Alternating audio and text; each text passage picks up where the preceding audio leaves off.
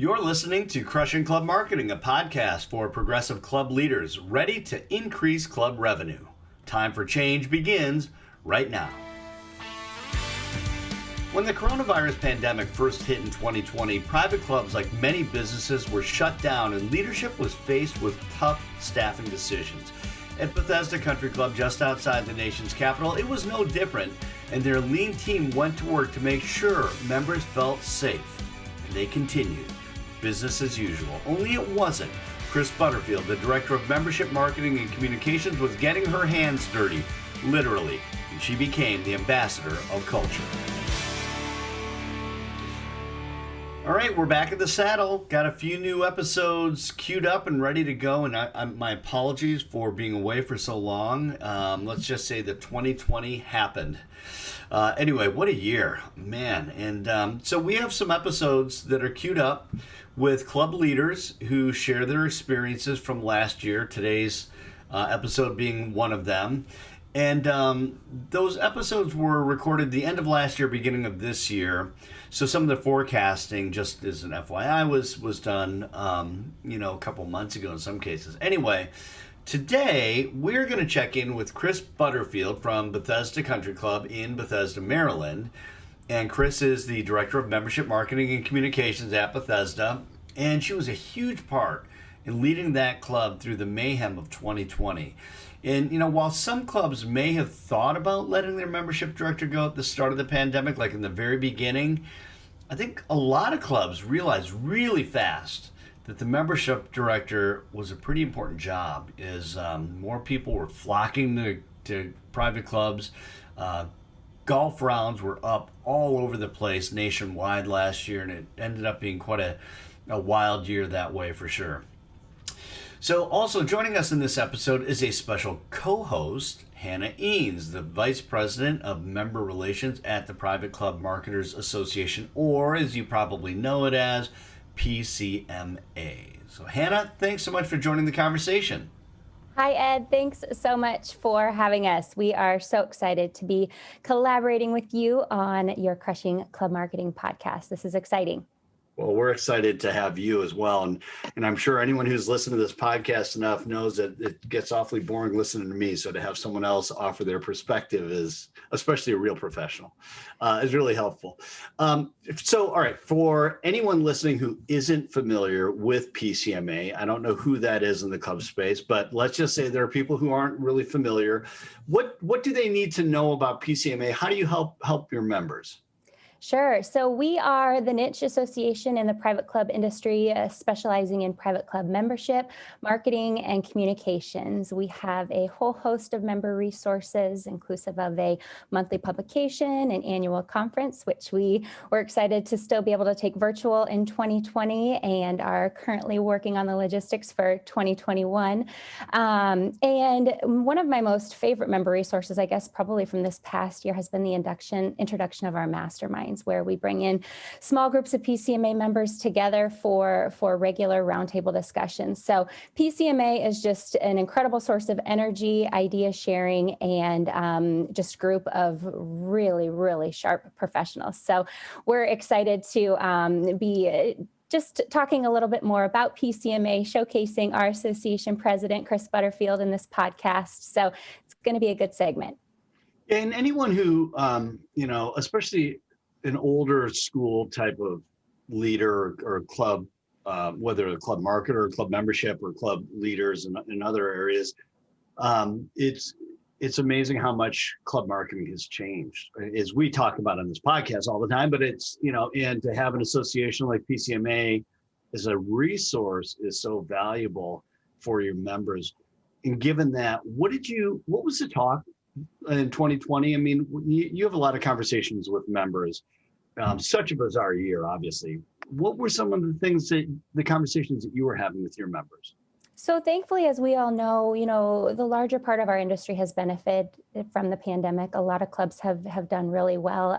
But one interesting thing that has kind of been a commonality in a lot of the conversations is so many of the priorities of membership and marketing professionals, maybe so many of the ideas that maybe they've brought in to the table in the past, recommended new technology, things of that nature that have maybe been pushed to the side or kind of put as a lower priority maybe on the budget, have really come to light, and they've really had the opportunity to get some of these things that they have wanted to get done in 2020, just because current circumstances have required for our industry that has traditionally maybe moved a little slower to really get it together and get some of these things up and running, which are going to be a huge part of Club Foundation, going forward well beyond, where we've been this past year.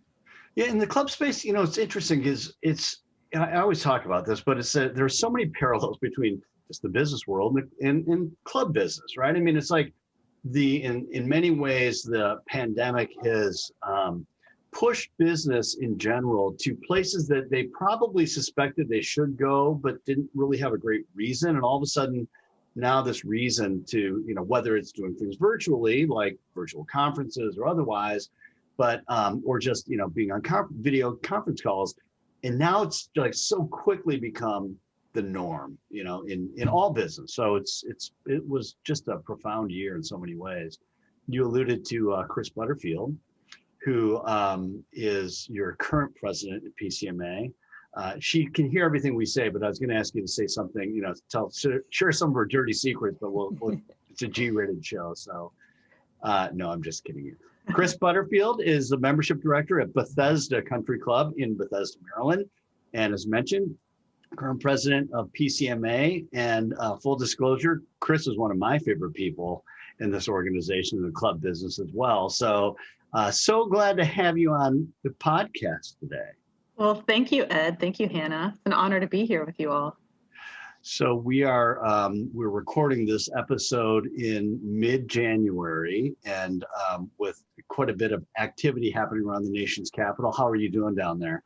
Oh, we're hanging in. We're a few miles outside of DC, so things have not leaked into our neck of the woods just yet. Yeah, well, thank goodness. So what a year it was for you. I mean, as you look back on 2020, how will you remember this? And recognizing we're still in the midst of a pandemic as we're recording this, but there's so much that happened, especially almost a year ago, starting, March probably, right? Is that when things started to unravel for you? I mean, unravel meaning like, oh my gosh, what's happening here? Yeah, that fateful date of March 14th, 2020 is when the whole county I'm in shut down. It was crazy. It was definitely crazy. Yeah. So what was it like, for you at your club? How did leadership respond? How did the members respond? What happened at Bethesda at that time? Well, like most clubs, we had to do, a mass furlough of predominantly the entire staff, with remains of 10 of us executives and then our grounds crew team. So there was still a lot to get done. The club itself was a little bit like The Shining. It's a big club and there's only a few of us here, and I'm not going to admit to riding a tricycle down the hallways. But there was still a lot of work to get done. I mean, even because the golf course is closed, it doesn't mean that that we're not mowing the lawn, or because we can't get into the club because everything's mandatorily closed with shutdowns. It doesn't mean that I can't sell membership. So reinventing what I had done before in a way that, of course, like we just said, I never thought I would have to. And then learning some new tasks. So right in spring, we had a good solid $10,000 worth of flowers that were delivered, and we had only a few days to get them in the ground with the very cold spring we had. We had to plant them before they died. So I found myself sharing with my colleagues that I do have a green thumb. And I went out and planted all of the flowers around the entire clubhouse and golf course as if we were still open. I mean, we had anticipated that day to happen at any moment, that we could reopen the clubhouse. So we moved full steam ahead with the flowers. But so a skeleton staff. So you go and you get your, you know, your gardening gloves on and go to work. But if we can just back up a little bit before that, I know that. So I'm a private club member, and it seemed at first that there might be a lot of people that just quit clubs, and that there could be this big exodus and what's going to happen, and you know, for sure the revenue is, if clubs weren't able to open their golf courses and all this other stuff, like what was going to happen. It was kind of a scary time. And Hannah, you probably saw this more than, you know, or as much of anyone, as people that are starting to scrutinize, or as they're determining who they're going to furlough, they start looking at people like, were you hearing that they were looking at membership directors and things like that as people to furlough, or was that really never a conversation? Absolutely. It was definitely a source of concern because I think, you know, a lot of people think, you know, I can't give a prospective member a tour because my club is closed, you know, and so it's just the idea of everything as far as membership goes halting. Of course, that position is on the radar. But in more conversations, as you know, the shock kind of dissolved a little bit. It was really interesting that the opposite, you know, took place. As you're hearing from Chris, there was just so many stories of influence and resolve and just kind of redefining what their role could be, that it was just exciting and it was encouraging. And as an association, we were just so proud to be watching the membership, marketing, and communication professionals within their clubs really start to shine. Yeah. Did you have that, Chris? I mean, was that sort of you know, you talk about March 14th, and those first couple of days, were you thinking like, oh my gosh, what if I'm let go, or what if or was that ever a concern for you? I think that's probably always in the back of our heads. For sure, for me, absolutely. I had to take it into my own hands. I didn't want to be out of sight, out of mind. And so, right. So the phone wasn't ringing in March for tours as it was later in the spring and summer. So that's when I decided to go, well, get it done, go do something else to make it worthwhile. But yeah. when it all hit, I think there's a couple of different ways to look at it. I mean, one was the member's perspective of, oh no, do I take a leave of absence? But then there's also that sense of the club just being that safe haven for members to come to, which later we have found out since is what the big draw is for people to join clubs now. Yeah. What a surprise. I mean, at what point did you realize that you were going to be okay, that you actually have a job that is not just important, but is really needed? It was, I mean, during this time frame.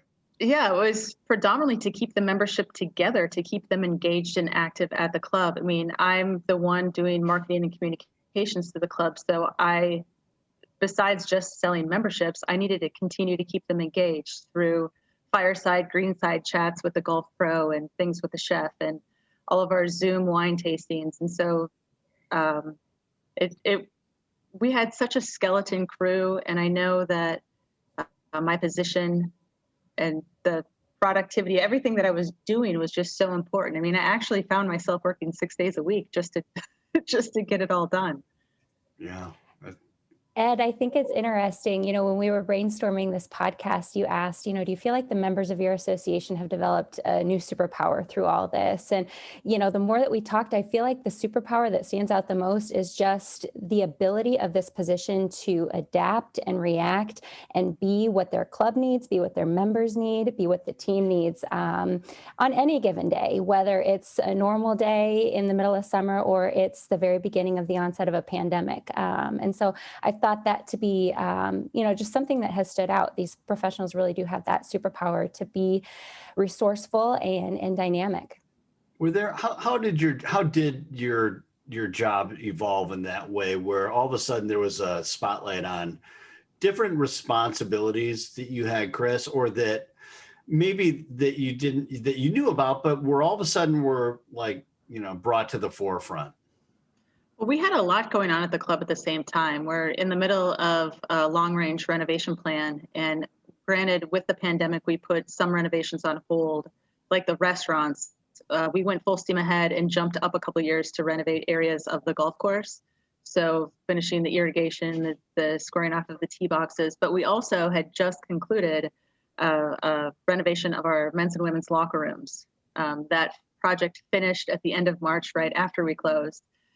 So just because the renovation is one thing, and then it comes all of the decorating. So again, we had tens and hundreds of thousands of dollars of furniture and artwork and all of these things delivered, dropped off, and no one to put it all in the locker room. And we didn't know. We had incidentally also fired the designer, so we didn't know what was ordered for where or where it was supposed to go. So again, there's only 10 of us here, so some of us had to figure out where things go and how to make it look good. Yeah, that's crazy. So just let's talk a little bit about the changes that you saw. And as Hannah alluded to one of our pre-production calls, we were talking about the membership and the first-time club members. I mean, you saw an influx of people who have never joined clubs before, but were drawn to the fact that this is a little community and it seems safer. Or what were you seeing that way? There are so many different reasons, I believe, why these people were coming in for tours. One, of course, a lot of people had the suspicion or the thought that private clubs did not have to adhere to the local ordinances of COVID, the shutdowns and things like, oh, wait, you can't just go do this here. So, but there's also the safe haven concept that's out there where when you're in the restaurant dining, the table next to you, your server, the chef, and then while the kids are out playing junior tennis, even though the kids don't go to the same school, you know who they are, who the parents are. So suddenly there's this safe haven. And I found that touring these people, the dialogue that I normally have on a regular tour, pre-2020, I'm explaining a lot more and getting into definitions of, well, what is an assessment? And the question of, is an initiation a one-time thing? Is that an annual thing? That came up a lot. But these first timers, they come into the private club with the mentality more of a customer than of an owner. And so instead of it's hard to explain, but instead of sort of telling me what to do, since they're the owner and I'm the employee, it's sort of, they're the customer of, oh, can I do this? So there's just a lot more explaining, a lot more education of things. The orientation with those people was the most important thing we could do, because I needed to teach them how to do things and how to make all these reservations that were suddenly mandatory for everything. Going over dress codes. I mean, they're brand new to golf, brand new to tennis, brand new to the whole concept of everything at a club. And it's interesting because they all came in loving every component of it. Oh, this is great. You can have 125 people at the pool at one time. This is fantastic. Where my current members were all like, oh, this is terrible. I want all of us to be at the pool, not just 125 of us. That's funny. Go ahead. I'm glad you mentioned that, Chris, because that's consistent in a lot of the conversations that I've been having, with membership and marketing directors across the country.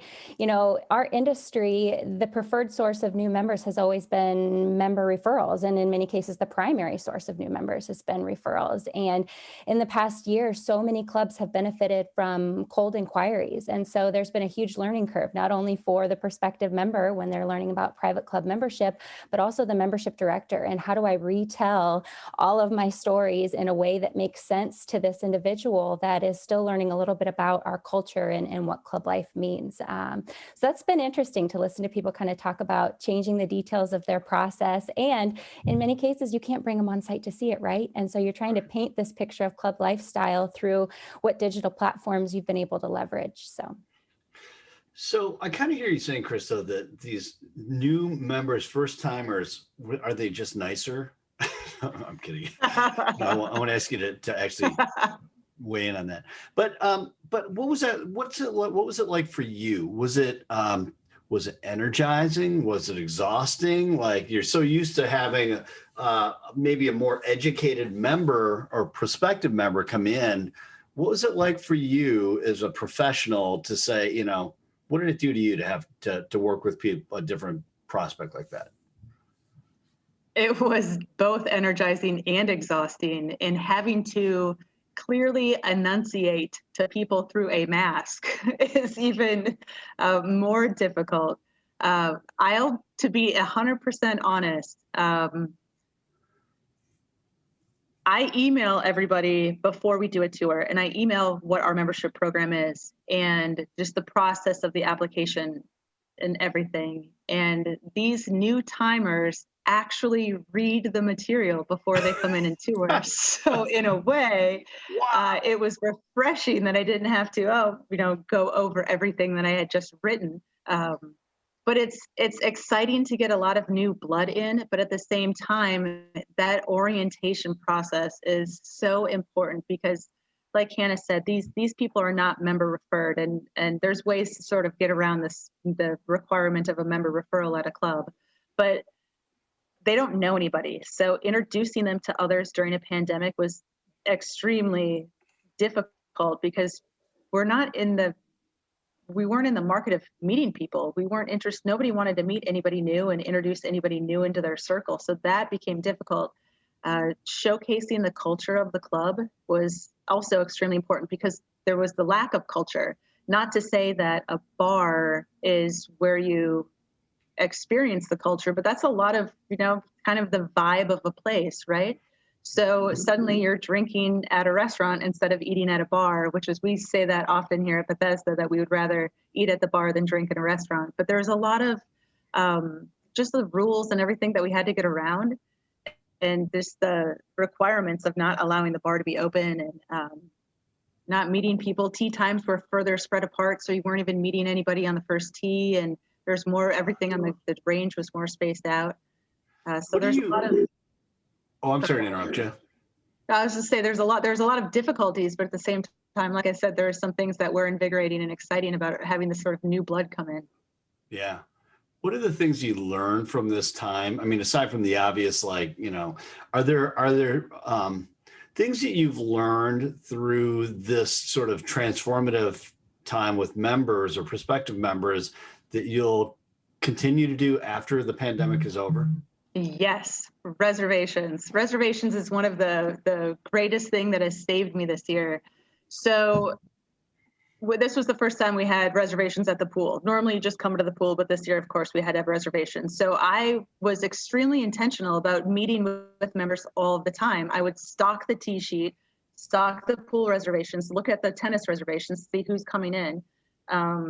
And then I could have an intentional conversation. I could deliberately go meet Ed out at the pool versus just happenstance of walking around and running into you.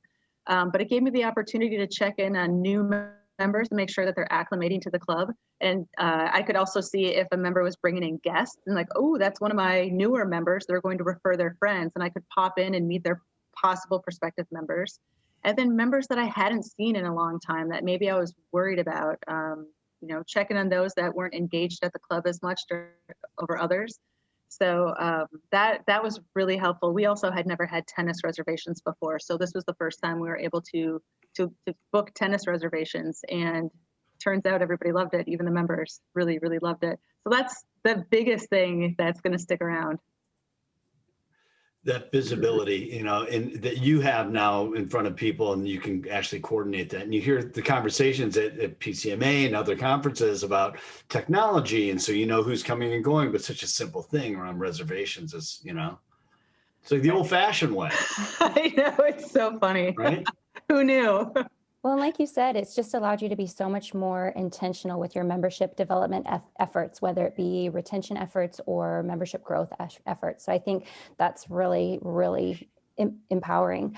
One thing I thought that was kind of interesting too is obviously we membership and marketing professionals have always profiled their existing members, have profiled prospective members coming in, and we kind of ask traditional questions like, what aspects of the club are you most interested in? Is it golf, fitness, tennis, wellness, food and beverage, or what kind of dining do you anticipate? Fine dining, casual dining, some of those more general questions. And in an effort to become more connected during this time, so many of the conversations that I've been having with membership directors led me to see how much further we have to dial in. And so asking questions like, what days of the week do you like to work out, instead of do you plan to use fitness, or what time of day do you like to work out, or what days of the week do you like to eat out?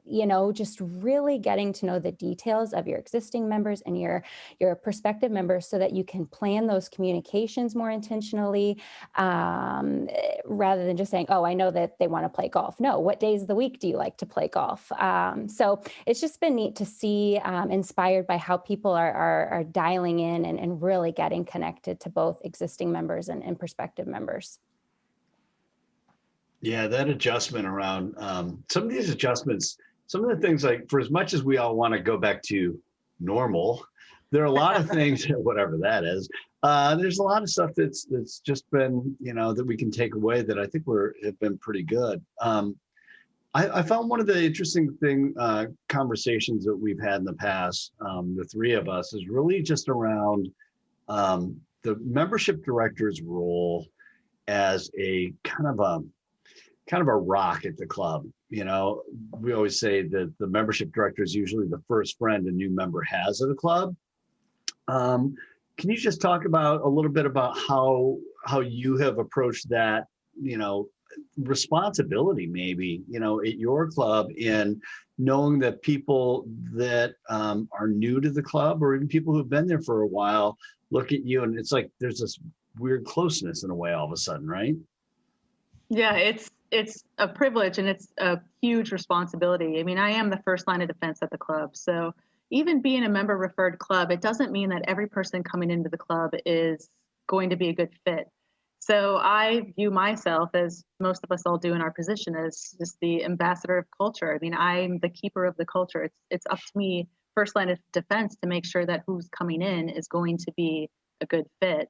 And then also, once I'm here, just helping make sure everybody's connected. And I'm still the ultimate go. I always tell everybody when they join, I'm happy to be your go-to until you get your feet on the ground, and then you'll know who to go to for what. But it doesn't matter. I find that one of the greatest characteristics of a membership professional is our level of responsiveness and being very responsive. And so I think that's what helps us maintain our relationships with our members. They come to us for everything. I mean, always, even 10 years after joining, hey, Chris will get me that answer immediately. She's so responsive. That's one thing, when we've been talking to not just Chris, but other membership directors, it's really important to acknowledge the board members, the club managers who have really empowered their membership professionals and kept them part of the skeleton crew during this time, because they're showing the members, as their membership director, they're committed to doing whatever it takes to keep this club going so that it's ready when they can return and when they can come out for programming. I think too, we've talked so much about, instilling this sense of trust and sense of safety, the ability to see your member relations professional on the property, working alongside maybe unexpected team members. I mean, that delights members. That gives them a sense of safety and security, because the person who has welcomed them to the club, the person, like Chris has said, who's been maybe their first friend, especially with so many more cold membership inquiries coming in, to see that membership professional being part of the team that's encouraging them that everything is going to be okay. Your club may be different, but your club is still a great place to call home. So I think that's just such a huge takeaway. Yeah. That whole part around, you said something, I just jotted it down because you said them together, but they're almost, I don't know if they're always, I don't know. Well, I'll say this from my perspective, and Hannah and Chris, you guys are a lot closer to this than I am, but I've had several conversations with people in my own personal experience about the membership director being, as you said, you see yourself as the ambassador of culture. And then you also said you're the first line of defense for new members, right? So interesting choice of words. However, no, I know what you meant though.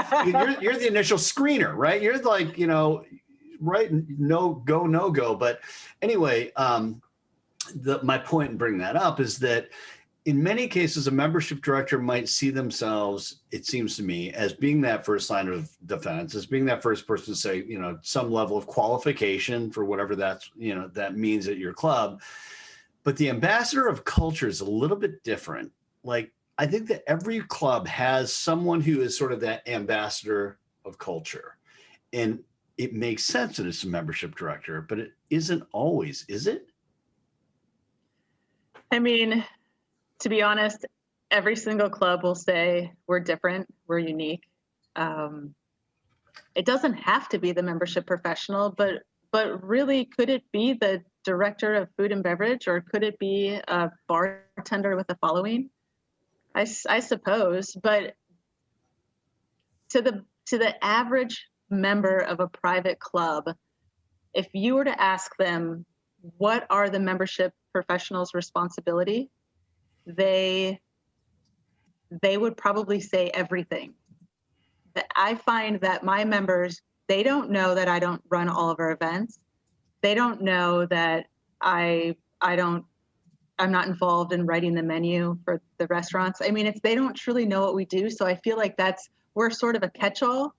We're not just stuck or siloed into one department. We touch all of them. So even based on different membership categories, I mean, we're still involved. We're the ones that get the confidential information from members that are going through divorces or financial troubles or whatever. We sort of get all of the juice too. So yeah. I mean, it's we have a high level of responsibility when it comes to even personal information on an application, to some of these stories we hear about other people, or here at Bethesda, I do background and credit checks on all my new members coming in, which, by the way, I heavily recommend to all clubs now, especially that we're getting these out of industry people coming in, if you will, these first-time country club goers that we don't truly know who they are. I suggest everybody do that. But there's a lot of information that I come across that, like Hannah was discussing, trust. I mean, it's a lot of responsibility. So yeah, ambassador of the culture, keeper of the culture. I mean, it could be anybody, but at Bethesda, it's me. It's you, culture keeper. Your new nickname is CK. I like it. One last question for you. How, in some other conversations that I've had with general managers, I think that some of the clubs that have done very well in navigating this past 12 months, whatever, have talked about how closely they've worked together as a team with their membership director or membership professional, with their department heads in some cases. How much have you worked? I mean, how important has that been for you and in your team at Bethesda, as far as just keeping those lines of communication open and really getting creative together? That was huge. It's what saved us, really. I mean, there's 10 of us here, so 10 of us would meet and each of us had a task. We didn't have a crew behind us to support us. We had each other. So, you know, I helped our superintendent by planting flowers, and then I helped our clubhouse. Well, we don't have a clubhouse manager, but I helped the guy that was doing that sort of stuff, you know, decorate the locker room. And those are just some things I did, but my colleagues also, we're all helping each other out. It was extremely important. And it was so refreshing that we all came together. I mean, we get along really well here. We're all a little bit out of the box crazy. So it was easy for us, but I've spoken with some other clubs, and it's been really rewarding to hear that others have really come together, and where there's some that didn't get along and now that they are, but it was the way that got it done. It was what drove the ship home, if you will. It brought us all ashore. Yeah. Last question for me, and Hannah, if you have, not sure if you've got some more to add, but what's the game plan for 2021? I mean, how do you as a team approach the year differently? What do you see, you know, especially with this pandemic still at this point in January, still, a hot topic? What's going to happen? I mean, I gave so many tours in 2020, and these people, as much as they wanted to join Bethesda, they weren't ready until after the pandemic. So I am looking forward to a phenomenally crazy 2021. I still have my bucket of prospective members that, you know, was a carryover from 2019 that didn't join in 2020. So I have them. I've got the first timers from 2020. So we anticipate, I mean, we're sticking to budget. we didn't budget anything too crazy, but we are anticipating a really healthy year of new members at Bethesda in 2021. I'm really looking forward to it. I second that. Most of the membership directors I've talked to still budgeting conservatively with a lot of unknowns still swirling, and definitely heavily investing energy, time, resources into retention programming for sure. That's so cool. Chris, thanks so much for joining us today and for sharing all your perspective. Thank you. Thank you for having me. Perspectives. Always an honor, Ed. Well, we'll have to do it again. And Hannah, your maiden voyage as a co-host. How'd it feel? What's that? I said, how did it do? You did great. We're gonna have to keep you in that chair for a little longer. No, so thanks so much to both of you for joining, and thanks for listening, wherever you may be at this moment. Thanks, Ed. Have a great day. Take care, Chris. Thank you. And thank you for joining us as well. If you find this content helpful, subscribe to us on iTunes, Spotify, or YouTube Music. Until next time, keep crushing club marketing.